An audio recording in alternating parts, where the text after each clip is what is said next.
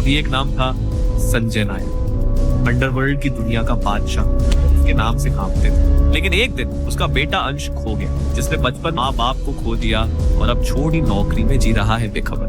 नैना बख्शी उसकी मालिक रोज उसे डांटती है, नीचा दिखाती है, इंसान नहीं है, एक मशीन समझती है। लेकिन अंश हर बार चुप रहता है। और अगर एक दिन उसे पता चल जाए कि वो किसी आम इंसान का नहीं बल्कि संजय नायक का बेटा है, जो अब तक सिर झुकाकर जिया, वो अब सबका सिर झुकाएगा।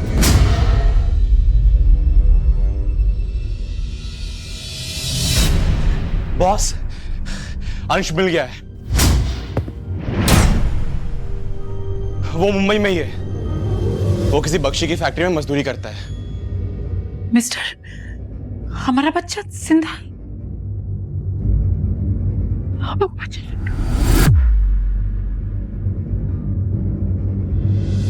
20 साल अपने बच्चे को मिलने के लिए मैं कितना तरसी हूँ, ये सिर्फ मैं जानती हूँ।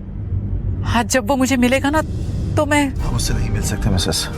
अगर किसी को भी भनक लगी कि कौन संजय नायक का बेटा है, तो उसकी जान को खतरा हो सकता है। थोड़ा सब्र रखो, वक्त आने पर बता देंगे, ठीक है?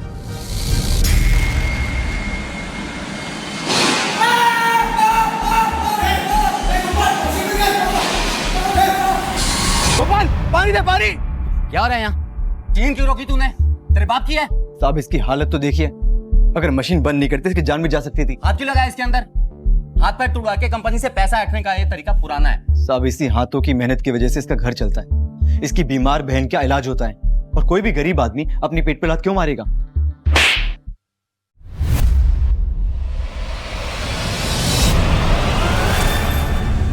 अगर किसी को पता चल जाता है कि अंश मेरा बेटा है,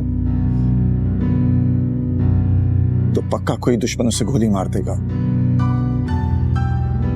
उसमें भी अपने बाप जैसा जिगरा है। ये बेइज्जती थोड़े दिन सह लेगा।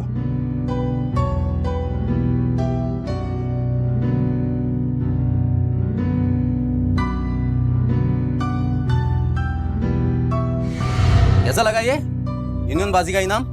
चल अब काम पे लौट। तेरी भी ना टांगे तोड़ दूंगा। फिर ये लूले लंगड़े दोनों मिलके ना सिग्नल पे भीख मांगना। ए चलो रे, क्या देख रहे हो? काम करो, चलो।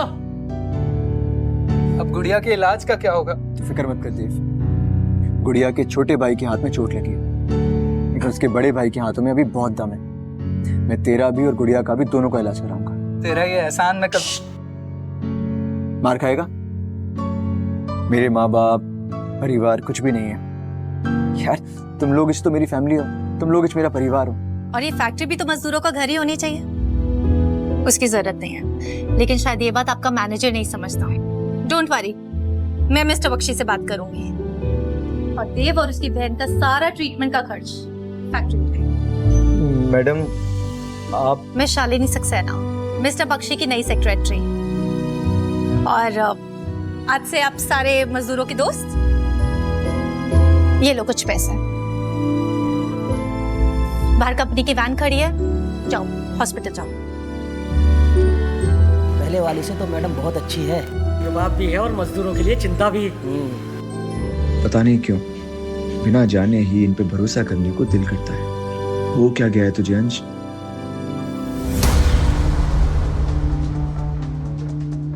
गाइस, दुनिया की सबसे प्रिटी लड़की का बर्थडे है। सबको हैप्पी बर्थडे गाना है, जल्दी आओ, लाइन में लगो। ए हीरो, आ इधर। मुबारक हो मैडम जी। हैप्पी वाला बर्थडे टू यू मैडम जी। तुम जियो हजारों साल, साल के दिन हो 50,000। Thank you guys. अब राजेश, गाड़ी में स्वीट्स रखे होंगे, चॉकलेट्स। एक्चुअली इनके लिए स्वीट्स ही काफी। Oh my God, who is this sad person? You. मेरे बर्थडे के दिन तो ऐसे लोगों को सामने मत लाओ। सारा का सारा वाइब स्पॉइल कर दिया।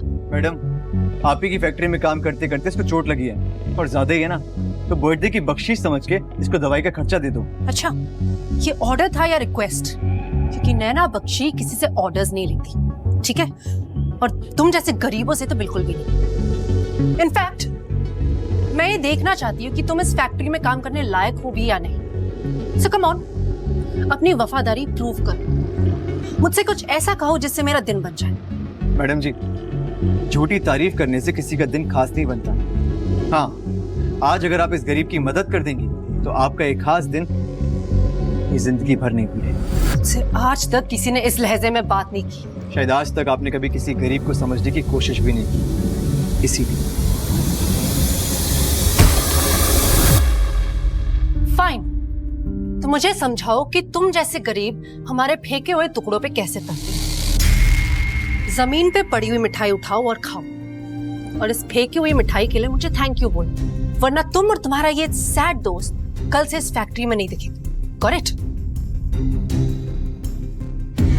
झुक के सामान उठाने में मेरे लिए कोई बेइज्जती वाली बात नहीं है मैडम। ये जमीन तो मेरी पहचान है। हाँ, लेकिन इस खाने का अपमान करके आपने अपनी पहचान बता दी है।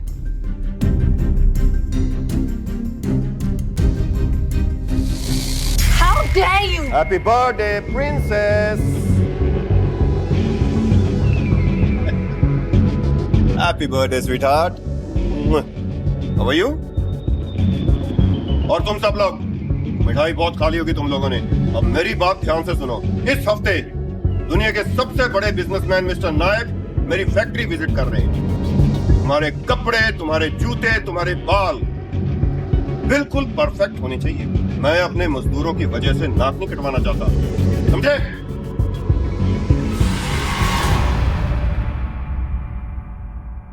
मैडम जी, वो आपने बताया कि नायक साहब आने वाले हैं। सब बोल रहे थे कि नायक साहब सबकी मदद करते हैं। मैडम जी, क्या वो मेरे देव की मदद करेंगे? सुन, नायक साहब के सामने मुंह भी खोला ना तो दोबारा फैक्ट्री में नहीं दिखेगा, समझ गया? मुझे पे प्लीज किसी से लड़ाई मत करना। मैं तुमसे अकेले में बात करती हूँ। Not done.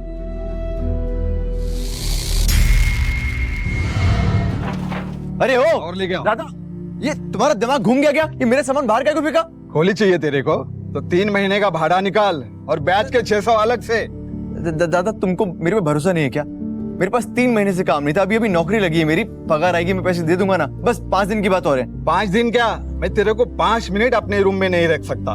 अरे जेब में पैसे नहीं तो फुटपाथ पे जाके रहे, पर यहाँ से फुट।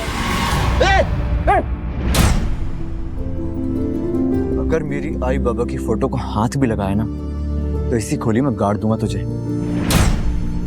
दादा, ये आखिरी निशानी है मेरे पास मेरे आई बाबा की। प्लीज मुझे ये वापस दे दो। जा, छोड़ दिया, लेकिन शाम तक मेरा भाड़ा नहीं मिला तो तेरे फोटो पे हार लग जाएगा, समझा? चल। मुझे अपने बेटे से मिलना है। हाँ बकला।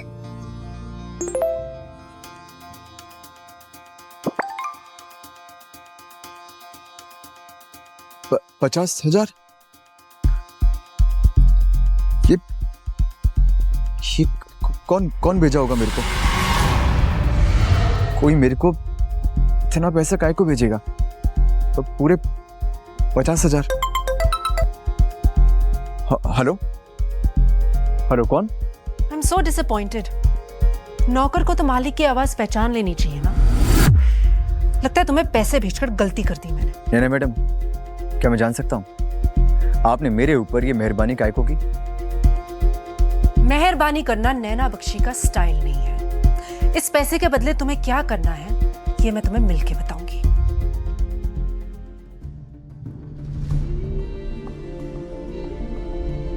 $50,000 के बदले तुम्हें मेरा एक छोटा सा काम करना होगा।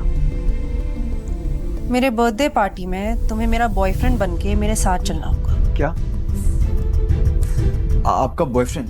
आई नो, तुम्हारी औकात से बाहर का ऑफर है, लेकिन ना बोलने का ऑप्शन नहीं है तुम्हारे पास।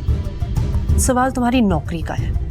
अगर मना किया तो पूरी की पूरी यूनिट बंद करवा दूंगी, और नई यूनिट में एक भी पुराना वर्कर नहीं होगा। पेट के लिए दिल का सौदा करने की आदत नहीं है madam ji. Interesting, very interesting. लेकिन तुम्हारे इस 2 कौड़ी के दिल में किसी इंटरेस्ट है? मुझे तो सिर्फ तुम्हारा वक्त चाहिए, और सवाल सिर्फ तुम्हारा नहीं, तुम्हारे मजदूर दोस्तों के पेट का है। मैं बॉयफ्रेंड सिर्फ उससे बनाती हूँ जो दिल खोल के मेरी तारीफ करता हूँ। कब तक आप ये झूठा प्यार बटोरते रहेंगे मैडम जी? खुद से प्यार करना सीखिए। खुश रहेंगी। खुद से प्यार करती हूँ, इसीलिए तो खुद को गिफ्ट दे रही हूँ।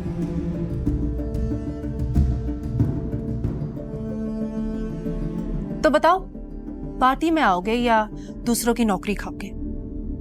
बताओ, लगाओ डैड को फोन। रुकिए madam ji,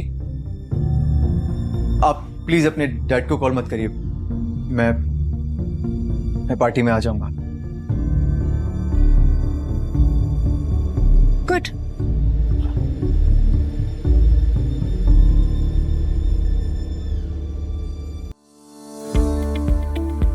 Don't miss what happens next. Download Pocket TV now to watch the full story.